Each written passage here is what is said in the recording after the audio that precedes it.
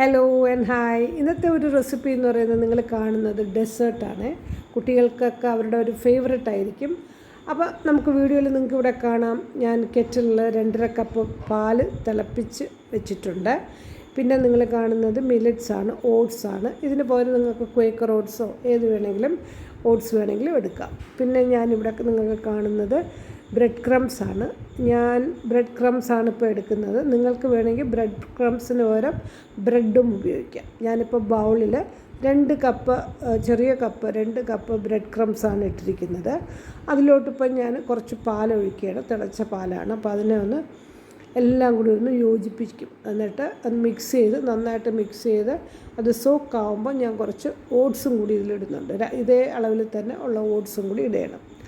അപ്പം ഓട്സ് എന്ന് പറയുമ്പം ഞാൻ പറഞ്ഞല്ലോ, ഈ ഓട്സ് എന്ന് പറയുമ്പോൾ കുറച്ച് ഷുഗർ കോട്ടഡാണ് ചില സാധനങ്ങളൊക്കെ. അപ്പം ഞാനിപ്പോൾ അതിൽ ഷുഗറൊന്നും ഇടുന്നില്ല. ചിലർ പഞ്ചസാര ആഡ് ചെയ്യും.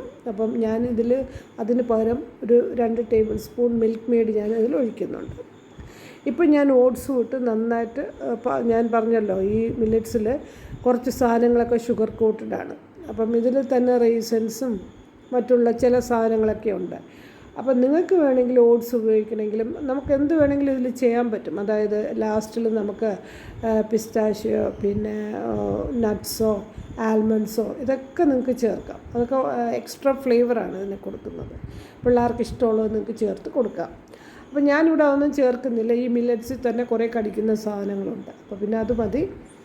പിന്നെ നമ്മളിത് നന്നായിട്ട് പാലും കുറച്ചും കൂടെ ഞാൻ ചേർത്ത് നമുക്ക് ഇനിയിപ്പോൾ അടച്ച് അത് നമുക്ക് ചൂടോടെയും വിളമ്പാം, നമുക്ക് ചിൽഡായിട്ടും വിളമ്പാൻ പറ്റും.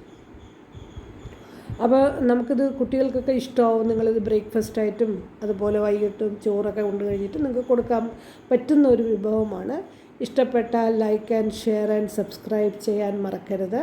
Thanks for watching all my videos. Please keep watching. By.